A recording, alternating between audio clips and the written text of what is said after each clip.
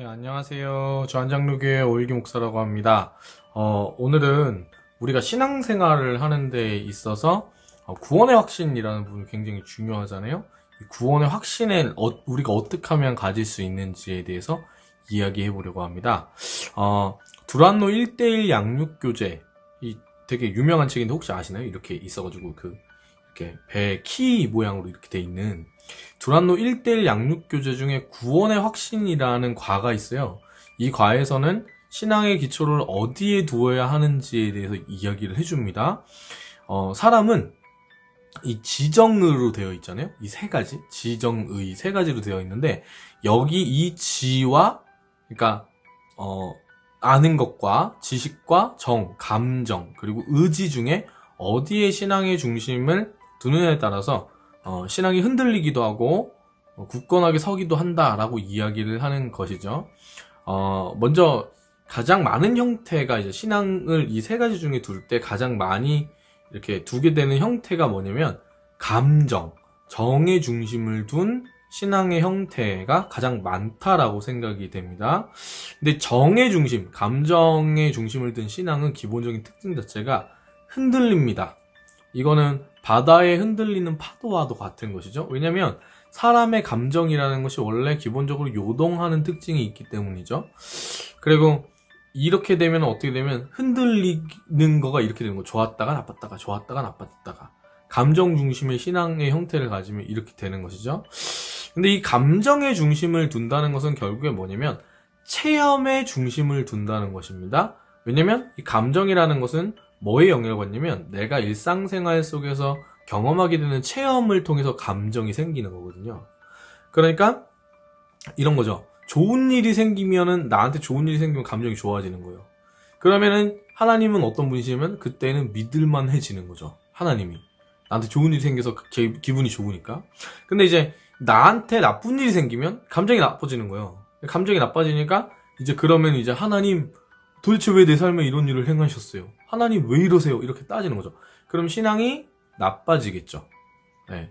이런 신앙의 형태는 그래서 다분히 기복적인 특징을 가집니다.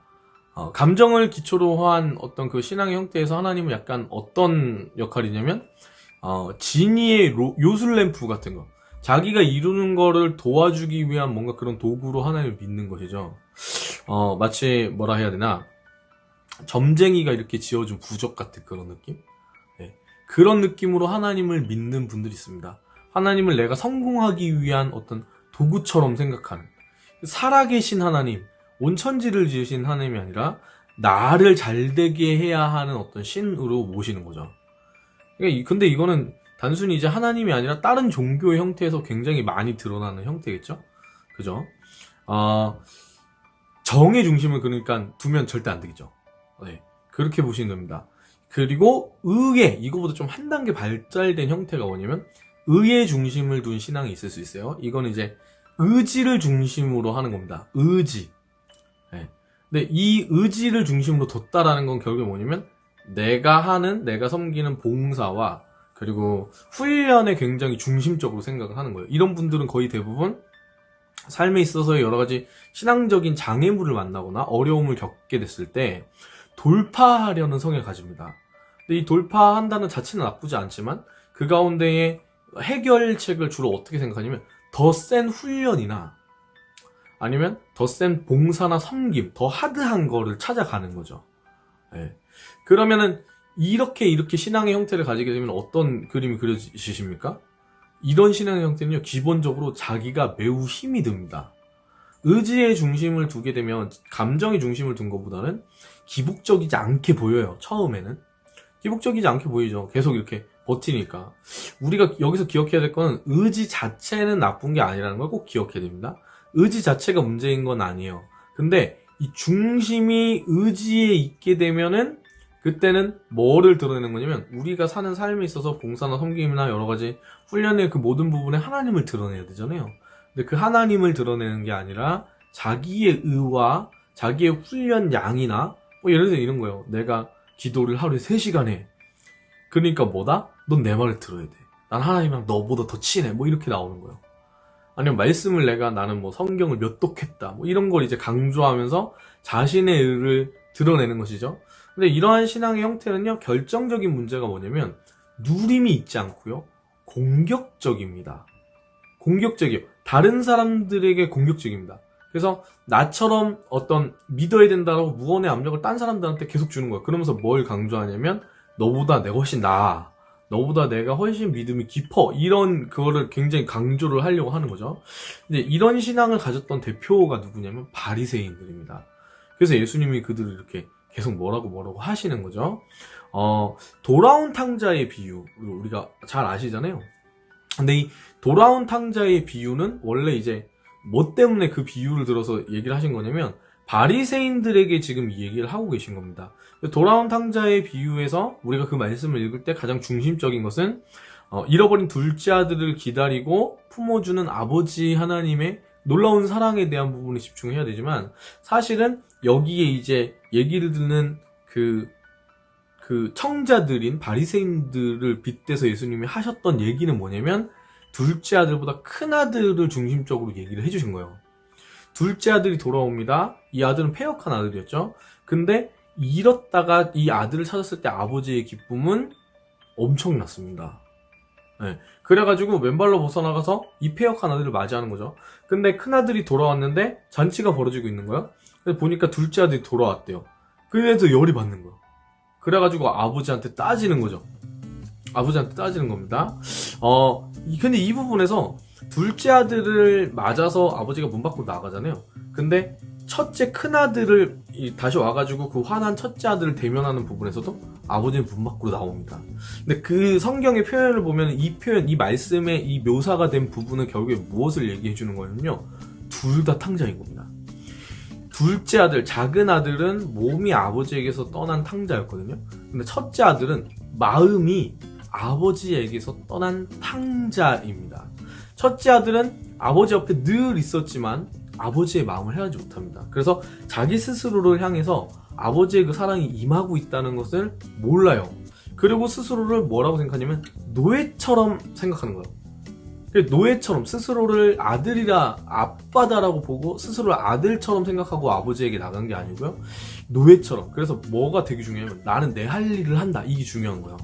관계에서의 친밀함이나 누림이나 이런 게 별로 중요하지 않아요. 그냥 내가 맡은 일. 그래서 이 큰아들에게는 아버지에 대한 신뢰함이 없습니다. 아버지께 다 자기 건데 그걸 못 보는 거예요. 그래서 탕자인 둘째가 돌아왔을 때 그 아버지의 자식을, 잃은 자식을 이렇게 찾은 그 기쁨에 첫째 아들은 같이 함께 하지 못합니다. 그 기쁨에 참여할 수가 없는 거예요. 그리고 따진 거예요. 나한테는 하나 베푼 것도 없으면서 어떻게 이 허랑방탕한 아들을 위해서 잔치를 베푸냐.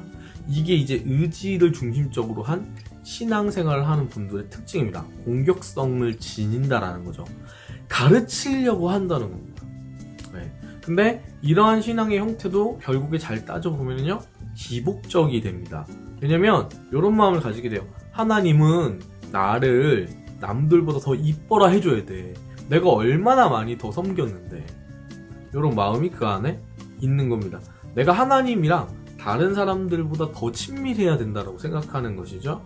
그래서 다른 사람들은 나의 말을 들어야 되는 겁니다. 이때 이 사람들은, 의지중심적인 사람들은요, 사실은 약간 뭐랄까, 세속적인 성공 자체는 버릴 수가 있습니다. 그런 부분에서는 크게 이렇게 버리는데 주저하지 않아요. 네.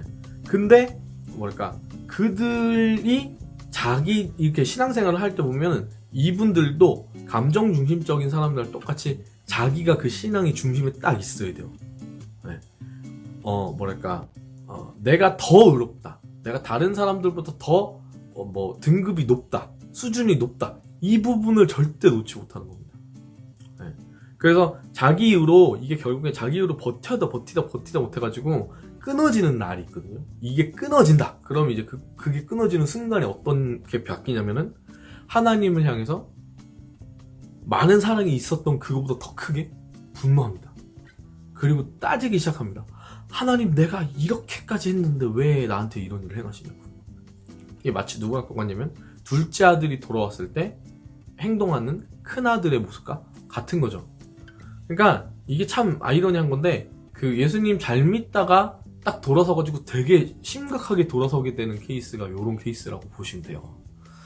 근데 교회에서 대부분 이렇게 보면은 이 두 지금 감정과 의지 중심적으로 생활하시는 분들이 굉장히 많죠. 그리고 의지 중심적으로 이렇게 계시던 분들은 신앙생활을 열심히 하려고 하시던 분이기 때문에 이런 분들이 실망해서 떠났을 때 가난한 성도가 되거나 교회에 좀 약간 비판적으로 그런 태도, 스탠스를 취하거나 이런 경우 굉장히 많은 거죠. 그리고 이렇게 얘기하시는 거죠. 난 할 만큼 했다.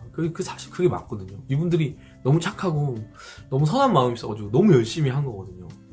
근데 이제 거기에 하나님은 없었던 거죠. 네. 하나님을 추구했죠. 근데 자기가 그 마음의 중심에 더 세게 있었던 거예요. 그래서 이것도 안 된다고 얘기합니다. 자, 그러면은 어떤 신앙을 가져야 우리 구원의 확신 가운데 흔들리지 않는 신앙을 가질 수 있느냐? 이제 1:1 제자 양육에서는 이 부분에 있어서 감정이나 의지가 아닌 지혜의 중심을 둔 신앙을 가져야 한다라고 얘기합니다. 여기서 지혜의 중심을 둔 신앙이다 라는 것은 말씀을 중심으로 한 신앙을 가져야 한다라는 거예요. 왜냐면은 자기 감정도 왔다 갔다 하고 의지도 사람의 의지가 그닥 세지가 않거든요. 근데 말씀은 영원에서 변함이 없기 때문에 그렇습니다. 아멘. 네, 그래서 이 1:1 제자학육에서 뭐라고 얘기하는 거냐면 말씀의 중심을 둬야 한다. 네, 그렇게 얘기해요. 말씀을 중심으로 우리가 하나님을 믿어야 하는 것이죠. 사람은 기본적으로 이게 뭐냐면은 기복적으로 하나님을 믿고 기복적인 삶을 사는 거에 익숙합니다. 근데 하나님의 말씀은요, 그 기복적인 삶에서 벗어나야 한다라고 계속해서 얘기를 합니다. 그 대표적으로 나오는 말씀이 어디냐면요, 마태복음 5장에 있는 산상수훈에서 팔복이 그걸 대표적으로 얘기하는데, 1:1 제자학육에서 말씀을 중심으로 둔 신앙의 형태가 이상적이다라고 얘기하는 건 이런 거예요. 말씀이 의지를 움직여서 감정을 컨트롤하는 겁니다. 네. 그렇게 될 때 우리가 기복적이지 않을 수 있는 거죠. 제가 굉장히 아끼는 찬양 인도자 중에 한 형제가 있어요. 근데 이 형제가 굉장히 좀 오랜 시간 좀 대시를 해가지고 좋아하는 자매가 생겨가지고 열심히 고백을 했어요. 근데 이 자매가 못생겼다고 싫다 그런 거예요. 근데 이 형제가 잘생겼거든요. 근데 왜 싫다고 한 거냐면 둘 다 그 말라깽이에요. 그냥 젓가락 하나씩 이렇게 있는 것처럼 너무 날씬한 게 아니고 이거는 그냥 너무 말랐어요. 그래가지고 이 자매도 자기가 너무 말랐으니까 이 형제는 좀 통통하고 좀 그런 사람을 원했던 거예요. 이렇게. 근데 이 형제도 말랐으니까 그게 싫었던 거지. 그래가지고 이 자매가 이 형제한테 너 너무 못생겨서 싫어 이렇게 얘기했는데, 이 둘이 이렇게 좀 그래도 나름대로 동갑이거든요. 친하고 막 얘기를 많이 하다 보니까 이 형제네 집에 여러 가지 쉽지 않은 상황들이 좀 있었던 거예요. 이 형제가 지금 힘든 거예요. 근데 이 자매한테까지 차인 거죠. 그러니까 좀 안쓰러운 마음이 들었겠죠. 근데 이제 이 형제가 찬양 인도자인데 예배를 드리러 갔는데 찬양 인도를 앞에 사는 거예요. 근데 이 자매는 알고 있죠. 이 형제가 지금 어려운 상황이다라는 걸. 근데 이 형제가 그때 이 찬양을 하는데 나 기뻐하리라는 찬양을 했대요. 근데 나 기뻐하리 가사가 뭐냐면 나 기뻐하리 주님 안에서 나 기뻐하리라. 그러면서 이제 느끼는 감정과 상관없이 내 영혼 기뻐하기로 결심을 했네. 이런 내용이거든요. 그래서 진짜 기쁘시 찬양을 했대요. 그래서 이 자매가 굉장한 배신감을 느끼면서 나 이 사람한테 아무것도 아닌가? 막 이런 생각을 하면서 끝나고 물어봤대요. 왜 어떻게 그렇게 할 수 있냐? 그랬더니 말씀에 그렇게 하라고 되어 있고 난 그렇게 배웠다고. 여러분, 그래서 우리가 지식적으로 아는 하나님의 말씀에 대해서, 그리고 하나님을 믿는 것에 대해서 정확하게 아는 지식이 있다면 이 지식이 우리를 보호하는 겁니다. 그래서 이 아는 지식이 우리의 의지를 움직여서 내 지금 안 좋아질 때의 그 감정을 컨트롤할 수가 있게 되는 것이죠. 그걸 제대로 보여주는 게 제가 아까 말씀드렸다시피 팔복입니다. 팔복에서 그 굉장히 또렷하게 나타나는 거죠. 마태복음 5장에서 말씀하신 건데, 그래서 오늘부터는 우리가 팔복에 대해서 좀 나누려고 합니다. 오늘 이 영상은 팔복에 대해서 구체적으로 강의하기 전에 인트로 같은 형태로 찍는 서론 같은 느낌의 영상이고요. 팔복. 이 예수님께서 복이라고 우리에게 알려주시는 이 팔복은 8가지의 복은 다분히 좀 역설적입니다. 일반적으로 우리가 생각하는 복의 내용이 아니에요. 이 팔복의 내용을. 그래서 보면 이거 뭐지? 이런 생각을 하게 만들거든요. 근데 이게 우리가 흔히 복일 수 없다라고 생각하는 그걸 하나님께서, 예수님께서 복이다라고 말씀하시기 때문에 역설적이라는 것이죠. 이 사람들은 기본적으로요, 팔복을 대할 때도 이거를 볼 때, 이렇게 나와 있잖아요. 심령이 가난한 자는 복이 있나니. 그러니까 이게 복이 있나니라고 하니까, 복이 있으려면은 심령이 가난해야 되는구나. 그러니까 복 받는 비결이 팔복이라고 생각을 해요. 보통 사람들이 팔복을 그렇게 대하고 그렇게 읽거든요. 근데 예수님께서 팔복을 통해 이야기하신 것은요, 복을 구하는 삶을 살라는 것이 아니에요. 오히려 어떤 내용이냐면, 예수님을 구주로 영접해가지고 구원을 받은 성도는 이미 그 자체가 복인 겁니다. 그걸 얘기하는 거야. 그러니까 우리 그리스도인은 뭐냐면, 세상 사람들은 내가 지금 복이 없으니까 없는 복, 바깥에 있는 복을 구해야 되는 거잖아요. 없는 복을 내가 가져와야 되는 거예요. 근데 그리스도인은 그게 아니고요, 복을 더 구할 필요가 없이 이미 이 자체가, 나라는 사람 자체가 이미 복인 겁니다. 네. 요거를 이제 알아야 돼요. 우리가 이제 복이라고 할 때 이거를 성경 원어로 보면 바라크 혹은 율로기아라는 그거가 이제 복이라는 뜻이거든요. 이거는 우리가 흔히 생각하는 현세적인 기복적인 복을 이야기하는 겁니다. 오늘 팔복에서 복이 있나니라고 할 때, 여기서 복이 있다라고 할 때의 그 원어는 그 마카리오스라는 단어인데요. 이거는 복되다, 행복하다라는 상태를 이야기하는 겁니다. 그러니까 이제 복이 있는, 이미 복을 받은 자의 상태라는 거죠. 그러니까 심령이 가난한 자는 복이 있는 거다, 이렇게 얘기하는 게 아니고요. 이거를 원어적으로 해석하면 이렇게 돼요. 복이 있도다 심령이 가난한 자는 천국이 그들의 것이다.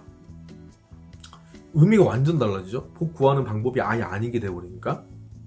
그래서 이 성도는 이미 복을 가진 사람입니다.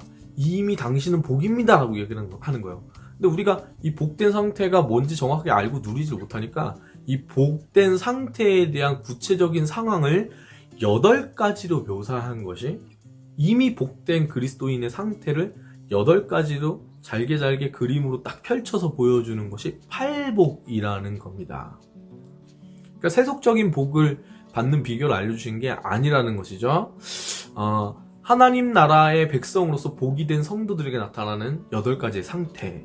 근데 이 상태를 알 필요가 있는 게요, 마치 이게 뭐냐면, 판별을 할 수 있는, 나의 신앙적인 상태를 지금 온전히 이제 이렇게 척추가 잘 서 있는지를 볼 수 있는 기준, 그 보여줄 수 있는, 처방을 해줄 수 있는 어떤 그런 말씀이기 때문에 이 팔복을 공부하고 아는 것이 굉장히 중요하다는 것이죠. 팔복은요, 세상 사람들의 복과 다릅니다. 세상 사람들은요, 기복으로 살아갑니다. 그 기본적인 형태예요.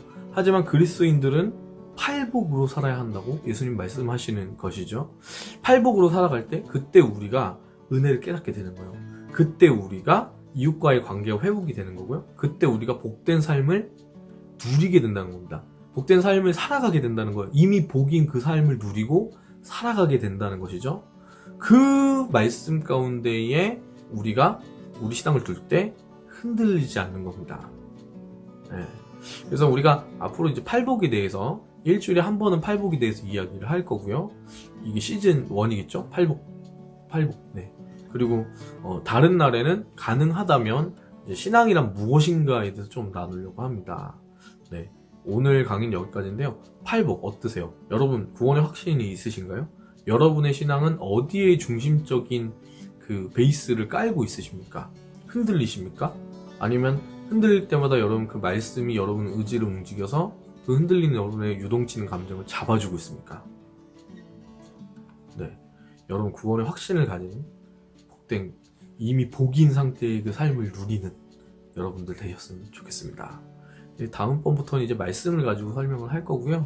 올바른 신앙의 형태가 무엇인지 팔복을 바탕으로 해가지고 좀 보려고 합니다. 많이 응원해 주시고요. 좋아요, 댓글, 그리고 구독, 네, 부탁드립니다. 사랑합니다. 축복합니다.